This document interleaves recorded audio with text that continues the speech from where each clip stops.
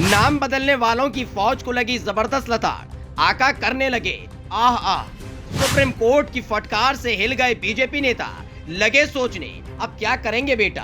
अब नहीं बदल पाएंगे शहर और सड़क का नाम, एक ही झटके में हो गया काम तमाम।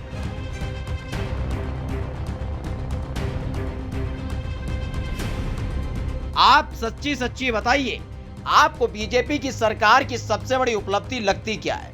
हाँ हाँ, मोदी से लेकर योगी तक सबके बारे में सोच लीजिए।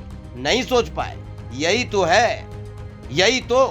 दरअसल जब से बड़े वाले साहिब आए हैं तब से हिंदू मुस्लिम, नमाज, अजान, लाउड स्पीकर, मस्जिद, हिजाब, मुसलमान चल रहा है। तो वहीं जैसे ही यूपी में छोटे साहिब आए, उन्होंने बीजेपी का एजेंडा सरकार के जरिए धरातल पर उतार दिया। अपना काम नहीं बदल पाए तो शहरों के नाम बदल दिए।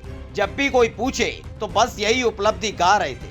लेकिन नाम बदलने वालों को ऐसी फटकार लगेगी, कभी किसी बीजेपी नेता ने सपने में नहीं सोचा होगा। और हो सकता है कि आगे कोई नाम भी ना बदल पाए। शहर और सड़कों के नाम बदलने पर लगी रोक, बोनस में मिल गई कोर्ट से लताड़। तो हुआ यूं कि इस मुल्क की सरकार की तरह कुछ लोगों ने अदालत को भी खाली समझ लिया है। मतलब सरकार के पास वक्त होता तो कुछ काम करती, सिर्फ नाम थोड़ा ही बदलती। तो लोगों को लगा कि शायद कोर्ट के पास भी काम नहीं है, तो पहुंच गए एक याचिका को लेकर कि जैसे ही वो याचिका जज साहिब पढ़ेंगे, बीजेपी वाले गोदी में उठा लेंगे। लेकिन पड़ गए लेने के देने। दरअसल बीजेपी नेता और वकील अश्विनी उपाध्याय ने एक जनहित याचिका दाखिल कर दी, जिसमें जिक्र किया कि विदेशी आक्रमणकारियों द्वारा बदले गए 1000 स्थानों की पहचान करके नाम बदलने के लिए गृह मंत्रालय को आयोग बनाने का निर्देश देने की मांग याचिका में की थी। ये मामला मूल नामों को बहाल करने के अधिकार से जुड़ा है। कृपया मुझे अतिरिक्त हलफनामा दायर करने दें। सुप्रीम कोर्ट के जज बहुत ही आराम से अश्विनी उपाध्याय को सुन रहे थे।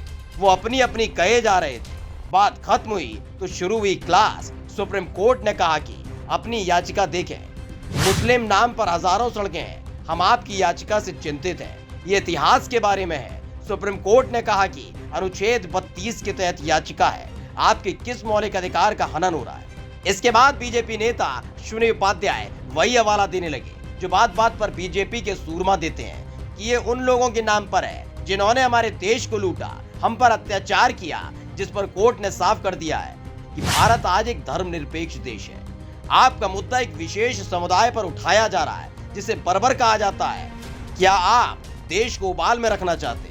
बस इसी टिप्पणी के बाद सारा खेल खुल गया, क्योंकि 2014 के बाद से यही तो होता आया है। जब जब चुनाव आया तब तब हिंदू मुसलमान होता आया। खैर, पहली फुर्सत में इस याचिका को खारिज कर दिया गया है। सुप्रीम कोर्ट के इस फैसले पर आपका क्या कहना है? कमेंट करके जरूर बताएं और पेज को लाइक और सब्सक्राइब करना ना भूलें। Special desk the कंटा।